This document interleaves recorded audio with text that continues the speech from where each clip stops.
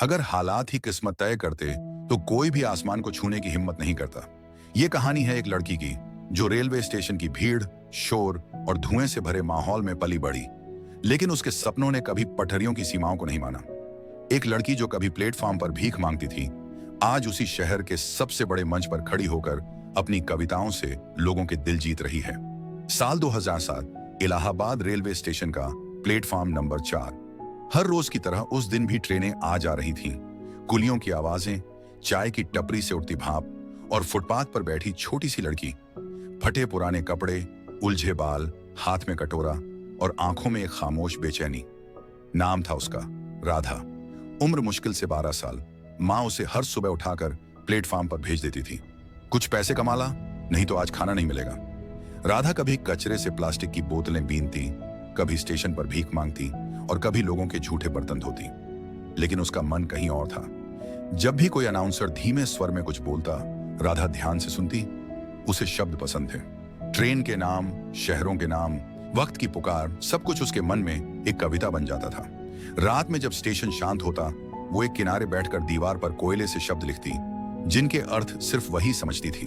एक दिन एक बूढ़ा आदमी स्टेशन पर अपनी ट्रेन मिस कर बैठा। रात हो चुकी थी और ठंड काफी थी।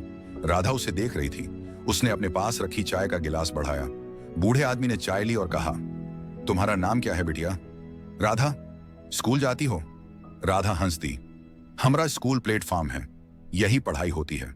उस बूढ़े आदमी ने अपने बैग से एक पुरानी किताब निकाली, प्रेमचंद की कहानियां। कहा, रख लो, जब भी कुछ वक्त मिले पढ़ लेना। राधा ने किताब को ऐसे छुआ जैसे कोई खजाना मिल गया हो। वो अक्षर पहचानती थी। किसी पुराने एनजीओ वाले ने एक बार उसे हिंदी पढ़ाई थी। उस रात उसने पूरी कहानी ईदगाह पढ़ ली। हामिद का साहस उसके दिल को छू गया। अब राधा का मन भीख में नहीं, शब्दों में लगता था। वो पुराने अखबार बटोरती, फटे पन्ने पढ़ती और हर नई कविता किसी दीवार पर कोयले से लिख देती। लोग सोचते दीवार पर बच्चों की शरारत है, लेकिन वो असल में राधा की आत्मा की आवाज थी। वो कुछ अलग थी। जब बच्चे लड़ते थे, वो गुनगुनाती थी। जब कोई ट्रेन छूट जाती, वो देखती थी कैसे भावनाएं फूटती हैं, और वो सब उसकी कविताओं में उतर आता। एक दिन शहर की एक कॉलेज की लड़की साक्षी स्टेशन पर आई। वो सोशल वर्क की स्टूडेंट थी। उसने राधा को दीवार पर लिखते हुए देखा। पास जाकर पढ़ा, मेरी जुबान से निकले अल्फाज नहीं, ये वो चीखें हैं जो मैं पी गई। साक्षी सन्न रह गई। उसने पूछा, ये तुमने लिखा? राधा ने हाँ में सिर हिलाया। फिर वही सवाल, स्कूल जाती हो? और वही जवाब, हमारा स्कूल प्लेटफॉर्म है। लेकिन इस बार कहानी यही नहीं रुकी। साक्षी ने उसी दिन कुछ एनजीओ दोस्तों से बात की और एक हफ्ते में राधा का नाम एक सरकारी स्कूल में दर्ज करवा दिया।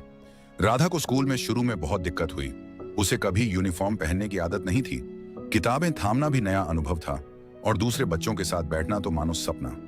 कई बार वो रोती थी, कई बार वापस स्टेशन लौट जाना चाहती थी, लेकिन फिर वो किताब की याद आती, ईदगाह और वो बूढ़ा बाबा, साक्षी की मुस्कान और दीवारों पर छपी अपनी ही कविताएं। वो रुकी नहीं। वो झूंझी, सीखी, बढ़ी। उसकी टीचरों ने उसकी लिखने की कला पहचानी। एक दिन स्कूल में कविता प्रतियोगिता थी। राधा ने हिस्सा लिया। कविता का विषय था मेरा जीवन। उसने मंच पर जाकर कहा, रेल की पटरी पर मेरा बचपन बीता, न माँ की लोरी न बाप की पुकार सुनी, लेकिन जब शब्दों ने साथ निभाया, मैंने अंधेरे में भी सूरज पाया। पूरा हॉल खड़ा हो गया। राधा पहली बार अपनी पहचान में चमकी। राधा ने पढ़ाई पूरी की, फिर हिंदी साहित्य में ग्रेजुएशन किया और फिर मास्टर्स। अब वो केवल कविताएं नहीं लिखती थी, वो मंचों पर पढ़ती थी, लोगों को बताती थी, कविता पेट नहीं भरती लेकिन आत्मा को जगाती है। उसने स्टेशन डायरी नाम की अपनी पहली किताब लिखी, जिसमें उसकी जिंदगी की 30 कविताएं थीं, जो उसने कभी दीवारों पर कोयले से लिखी थीं। लोग हैरान थे, एक भिखारिन, एक स्टेशन की लड़की, अब एक लेखिका है, लेकिन जिनकी कलम में सच्चाई हो, वो कहीं से भी उठ सकती है। अब साल था 2024। इलाहाबाद रेलवे स्टेशन पर कवि सम्मेलन था। आयोजकों ने मुख्य वक्ता के रूप में बुलाया राधा श्रीवास्तव। वो मंच पर पहुंची, वही प्लेटफॉर्म नंबर 4, जहां कभी वो भीख मांगती थी, आज वही लोग उसका ऑटोग्राफ ले रहे थे। उसने मंच से कहा, कभी कागज नहीं था तो दीवारों को ही पन्ना बना लिया, कभी कलम नहीं थी तो कोयले से भी कविता लिख डाली, और कभी उम्मीद नहीं थी तो सपनों को ही सहारा बना लिया। उसकी आंखों से आंसू टपक रहे थे। भीड़ तालियों से गूंज रही थी और प्लेटफॉर्म पर खड़ी एक छोटी बच्ची, जो राधा जैसी दिखती थी, उसे देखकर मुस्कुरा रही थी। शायद अब उसकी जिंदगी भी बदलने वाली थी।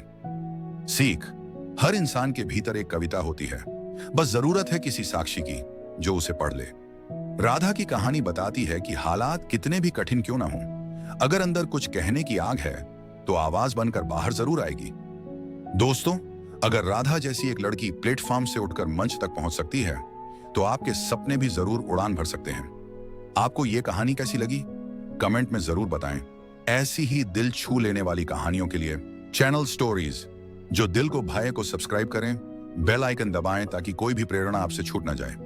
और हाँ, ये कहानी किसी ऐसे दोस्त से जरूर शेयर करें जिसे थोड़ी सी उम्मीद की जरूरत है।